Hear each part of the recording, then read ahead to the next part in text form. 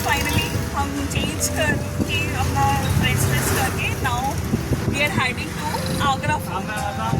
तो अब देखते हैं कैसे जाता है।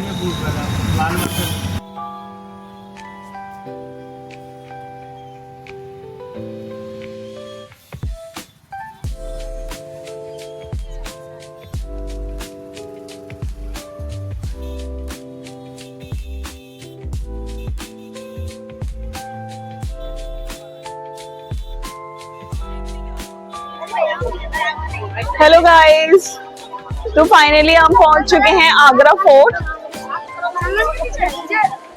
और यहाँ बहुत रश है। मैं और मेरी फ्रेंड संयोगिता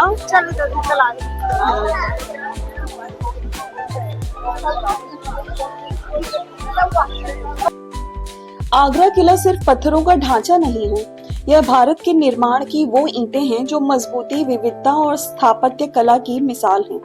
आज भी इसकी दीवारें गूंजती हैं उन हथौड़ों और छेनी की आवाजों से जो 500 साल पहले इतिहास गढ़ रहे थे।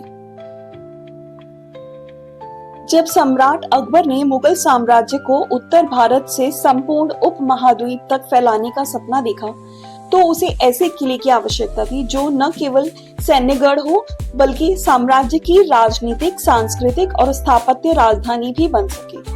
इसी सोच से जन्म हुआ आगरा के लाल किले का, जिसको बहुत ही सोच समझकर बनाया गया।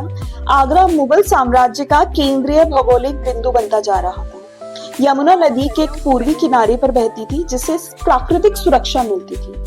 जहां पूर्व में लोधी वंश और राजा बादल सिंह द्वारा बनवाया गया एक मिट्टी का किला बादलगढ़ मौजूद था, आज वहां लाल किले का निर्माण हो चुका था। आकार सेमी सर्कुलर रूप में यमुना की दिशा में खुलता हुआ था, जिसको अर्धवृत्ताकार भी बोल सकते हैं। योजनाकारों ने इसे बख्तरबंद कछुए जैसे आकार देने का विचार रखा, ताकतवर केंद्र से संचालित और चारों तरफ रक्षा की सुरक्षा व्यवस्था। अगर इसकी कंस्ट्रक्शन की बात करें तो इसका जो परकोटा फोर्टिफिकेशन वॉल है उसकी ऊंचाई 70 फीट है, मोटाई आधार पर 20 फीट तक की होगी, लंबाई 2.5 किलोमीटर की पूरी परिधि में फैला हुआ है और बाहरी दोहरी दीवारें और घेरने के लिए इसमें गलियारे भी बनाए गए।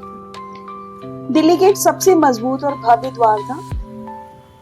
शाहों का प्रवेश द्वार भी यही था और बार बार मुड़ने वाला रास्ता था ताकि घुड़सवार सीधे प्रवेश ना कर सके, और 3 लेवल की सुरक्षा रखी गई थी।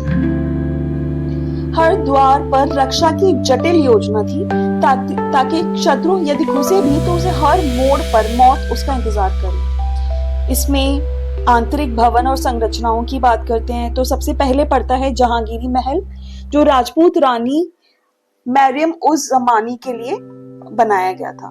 मुगल और हिंदू वास्तुकला का मिश्रण है। स्तंभों पर अगर आप देखेंगे तो हिंदू शैली की बेल बूटियां और कमल के फूल दिखाई देते हैं। उसके बाद आता है आपका दीवानी आम। ये हॉल आम पब्लिक के लिए था, जहां पर सम्राट अपनी जनता से रूबरू होता था, उनकी चीजें डिस्कस करता था, कोई प्रॉब्लम होती थी तो लोग उसको आकर वहां कांटेक्ट करते थे।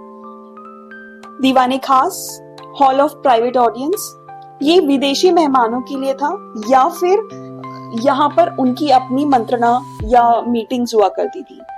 सिंहासन पर चांदी और सोने का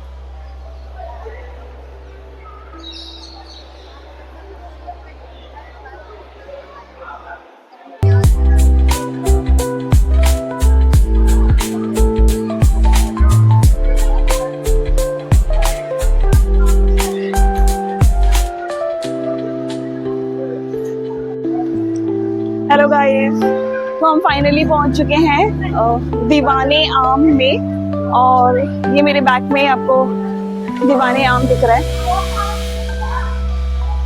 दिस इज द प्लेस जहाँ पे एम्परर अपने लोगों से, ऑडियंस से मिलता था।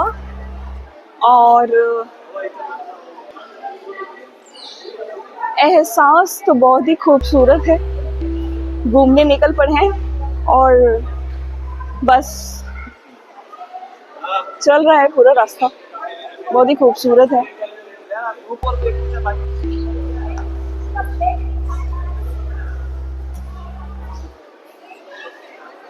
ये आप देख रहे हो जहाँ पे मुगल एम्पायर का बादशाह बैठा करता था, और इसके बगल में ये दोनों जगह इन्होंने झरोखे बनाए हैं जहाँ पे रानियां बैठकर सुना करती थी।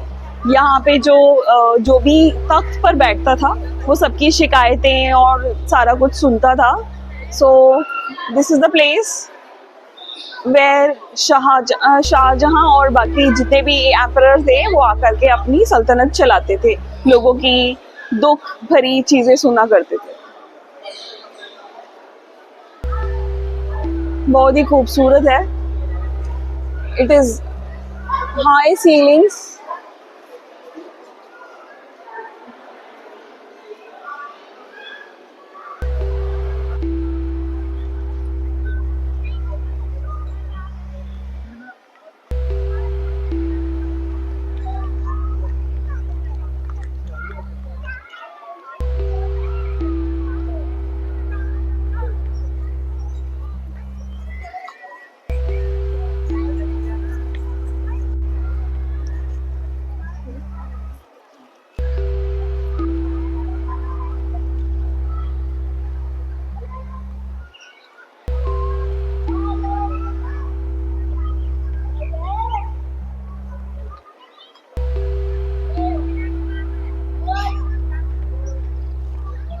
ये आपका अंगूरी बाग।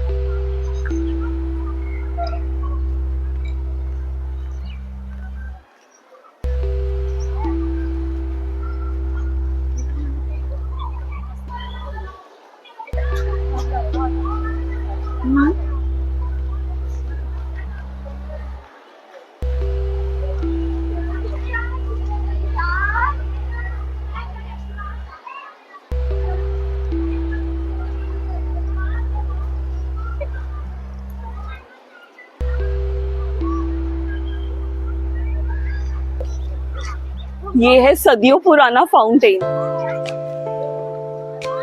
यहाँ एम्परर्स, रानियां बैठा करती थी। एंड दिस इज गार्डन जिसमें अंगूर की बेल भी लगा रखी है, अंगूरी बाग बोलते था। और फारसी कविता उनकी दीवारों पर जड़ी हुई थी। मोती मस्जिद यहाँ शाहजहां द्वारा बनवाई गई थी, सफेद संगमरमर से बनी, अत्यंत सूक्ष्म और पवित्र। शाह बुर्ज, ये संगमरमर का बुर्ज था। यही शाहजहां को औरंगजेब ने नजरबंद किया था। और यहाँ शाहजहां और मुमताज का एक बेडरूम भी है जो पूरा व्हाइट मार्बल से बनाया हुआ है, और जिसकी नक्काशी और जो उसके अंदर बेल बूटे और अंगूरी काम कर रखा है वो इतना खूबसूरत है कि आपका मन मोह लेगा। यहाँ कई गुप्त सुरंगें थी जो महल को बाहरी रास्तों से जोड़ती थी। दुर्ग की बनावट ऐसी थी कि आक्रमण होने पर भीतर की संरचनाएं सुरक्षात्मक घेरे में आ जाती थी। यह किला एक गढ़ नहीं बल्कि एक युद्ध की एक चालाक बिसात था।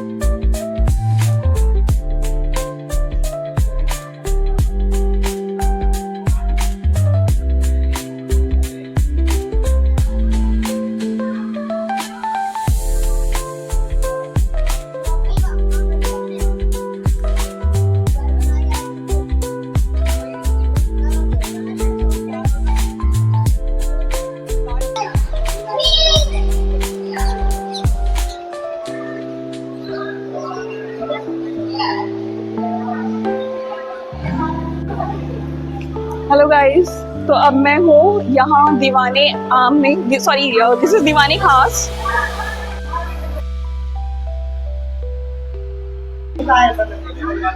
तो आइए नेक्स्ट चलते हैं साजा मुमताज के बेडरूम के लिए।